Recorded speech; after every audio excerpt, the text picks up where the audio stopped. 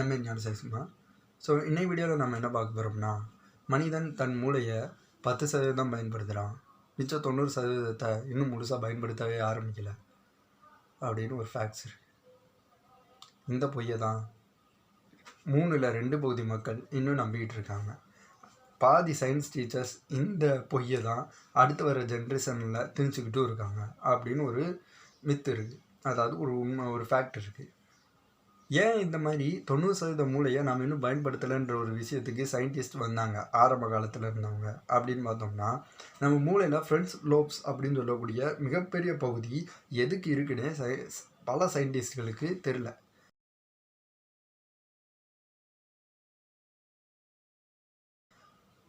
அதனால அதுக்கு என்ன பேர் வச்சாங்க தெரியுமா? சைலண்ட் ஏரியாஸ் அப்படின்னு பேர் வச்சிட்டாங்க.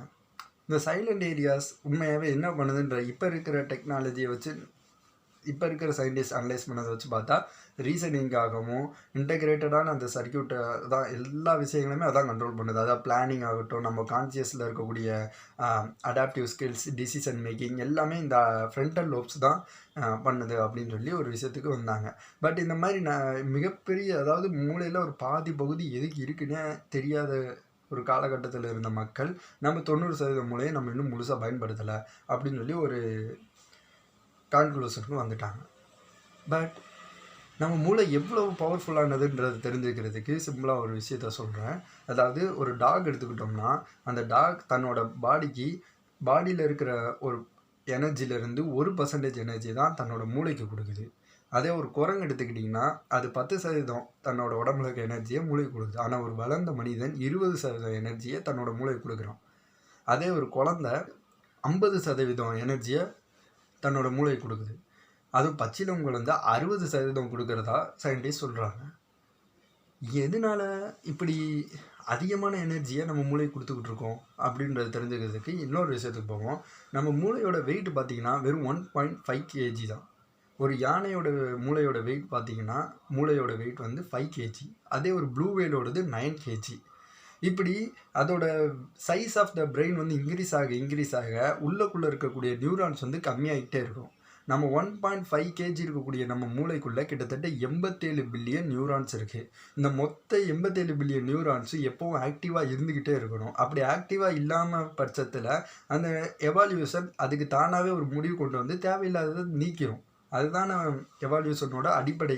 இது நம்ம ஒரு விஷயத்துக்கு அதிகமாக வேலை கொடுத்தோம்னா அது இன்னும் பவர்ஃபுல்லாகிட்டே இருக்கும். நம்ம வேலை கொடுக்காம வச்சுருந்தோம்னா அது எதுக்கு இருக்குன்னே தெரியாமல் அது அழிஞ்சே போயிடும். உதாரணத்துக்கு மனிதர்களுக்கு வால் இருந்துச்சு அந்த காலத்தில், குரங்குலேருந்து மனிதன் வந்தான்றதுக்கு. இப்போவும் நம்மளுக்கு அதுக்கான நம்ம முதுகெலும்பில் ஒரு கடைசியில் அது விட்டு வச்ச எச்சம் இன்னும் இருக்குது அப்படின்னு சொல்லி ஒரு சயின்ஸ் ஃபேக்ட்ஸ் உண்டு.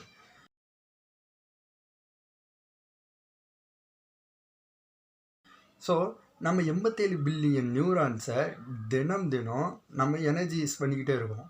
அதனால தான் நம்ம பிரெயினை நம்ம 10% பயன்படுத்துகிறோன்னு சொல்கிறதுக்கு இந்த இடத்துல எந்த ஒரு விஷயமே இல்லை. ஒரு வேளை நம்ம 90% பயன்படுத்தாமல் இருந்தோம்னா, இந்த காலகட்டத்தில், அதாவது ஆதி காலத்துலேருந்தே நம்ம மனிதன் இத்தனை வருஷங்களில், பல லட்சம் 1 லட்சம் வருஷங்களில் எப்போவோ மனித மூளை அந்த 90%ன்ற ஒரு இதையே இல்லாமாக்கி அந்த 10% முழுசாக கொண்டு வந்துடும்.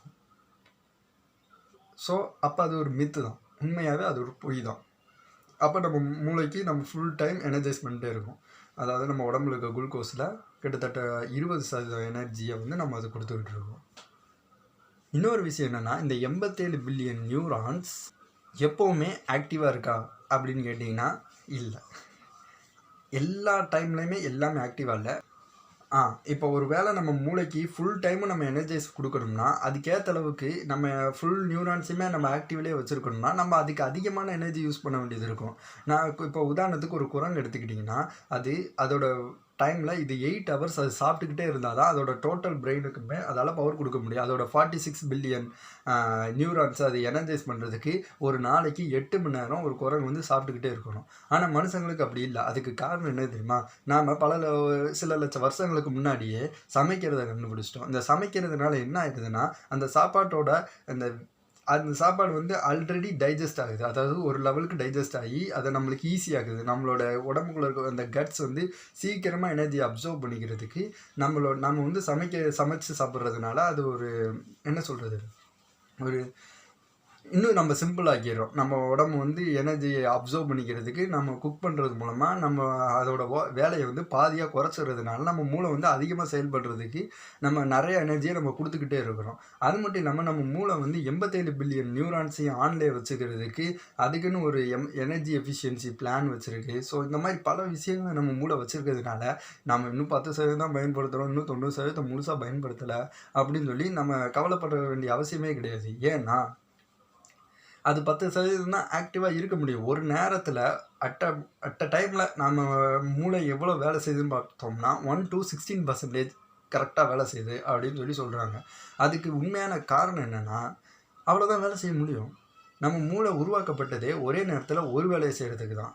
இது ஒரு சின்ன பகுதியை மட்டும்தான் நம்ம பயன்படுத்துறதுக்கு காரணம் நம்ம மூளை நம்மளோட கான்சியஸ்க்கு மட்டும் இல்லை, நம்ம ஹோல் பாடியுமே அது கண்ட்ரோல் பண்ணிக்கிட்டு இருக்கு. ஒரு சூப்பர் ஃபேக்ட்ரி மாதிரி நம்ம மூளை ரொம்ப ரொம்ப ஸ்மார்ட்டானது, அது ரொம்ப ரொம்ப பவர்ஃபுல்லானது. அதனால் நம்ம மூளை எல்லா பிளட் வால்வ்ஸ்லேருந்து எல்லாத்தையுமே கண்ட்ரோலில் வச்சுக்கிட்டு ஹார்ட் பீட்லேருந்து நம்மளோட வாக்கிங்கில் நம்ம நடக்கிறது, நம்ம ஸ்டெடியாக இருக்கோன்றது எல்லாத்தையுமே ஒரு ஒரு ஃபுல் எனர்ஜியாக அது செயல்பட்டுக்கிட்டு இருக்கு. அப்படி இருக்கும்போது நம்ம கான்சியஸாக 16% தான் பயன்படுத்துகிறோன்றதே அதிகம்தான். இன்னும் சொல்லப்போனால் இப்போ ஒரு நேரத்தில் ஒரு வேலையை தான் செய்கிறதுக்காக தான் உண்மையாகவே மூளை உருவாக்கப்பட்டிருக்கு. மல்டி டாஸ்கிங்காக நம்ம பிரெயின் உருவாக்கப்படலை. இது பல காலத்துக்கு முன்னாடியே இந்தியர்கள் கண்டுபிடிச்சிட்டோம். அதுக்கு நாம் வச்ச பேர் தான் தியானம்னு பார்த்துக்கிட்டிங்கன்னா தியானம்னு எடுத்துக்கிட்டிங்கன்னா தியானத்தோட அடிப்படை சாராம்சமே ஒருநிலைப்படுத்துறது. அதுக்கான உண்மையான டெரைவ் மீனிங் ஒரு நேரத்தில் ஒரே எண்ணத்தில் சீராக வச்சுருக்கிறது. நம்ம மூளையால் ஒரு விஷயத்தை தெளிவாக செய்ய முடியும் ஒரே எண்ணத்தில் இருந்தோம்னா. ஸோ ஆனால் நம்மளால் இருக்க முடியாது. ஏன்னா எல்லா நேரமும் நம்ம எண்ணங்கள் நிறைய இடத்துல யோசிச்சுக்கிட்டே போய்கிட்டே இருக்கும். ஸோ நம்ம ஒரு ஒர்க்கில் இருக்கும்போது நம்மளால் ஃபுல் டெடிக்கேஷனாக இருக்க முடியாததுக்கு காரணம் நம்ம எண்ணங்கள் பரவி இருக்குது. ஸோ அதை நம்மளால் ஒன்று சேர்க்க முடிஞ்சு ஒரே நேர்கோட்டில் இருக்க முடிஞ்சிச்சுன்னா நம்மளால் பக்காவாக அந்த வேலையை பார்க்க முடியும். ஏன்னா நம்ம பிரெயின் ஒரு நேரத்தில் ஒரு வேலையை செய்கிறதுக்கு பெர்ஃபெக்டாக உருவாக்கப்பட்டிருக்கு. பட் மல்டி டாஸ்கிங்க்கு கரெக்டாக இல்லை.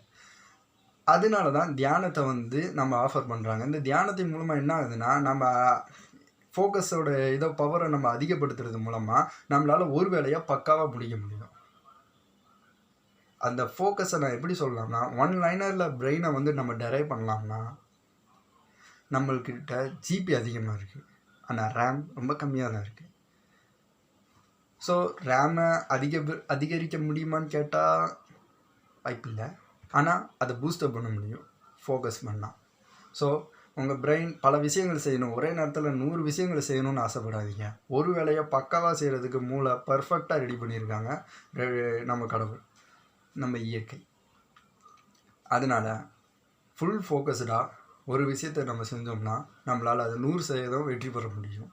நம்ம பிரெயின் 10% தான் பயன்படுத்துது, 16% பயன்படுத்துதுன்னு சொல்லி நம்மளே ப்ளேம் பண்ணிக்கிறத விட நம்ம பிரெயின் 87 பில்லியன் நியூரான்ஸுக்கு தினம் பவர் பண்ணிக்கிட்டே இருக்குது. அது மட்டும் இல்லாமல் ஏகப்பட்ட ஸ்மார்ட் ஒர்க்கை நம்ம பிரெயின் உடம்பு வந்து டோட்டலாக கண்ட்ரோலில் வச்சுருக்கிறத நினச்சி நம்ம சந்தோஷம் தான் பண்ணணும். And thank you. ஃபேண்டம் பாக்ஸுக்கு சப்போர்ட் பண்ணுங்கள், சப்ஸ்கிரைப் பண்ணிடுங்க, அது பக்கத்தில் இருக்க பெல் ஐக்கானே கிளிக் பண்ணுங்கள். ஸோ என்னோடய எல்லா வீடியோஸுமே நீங்கள் எக்ஸ்க்ளூசிவாக பார்க்கலாம். தேங்க்யூ.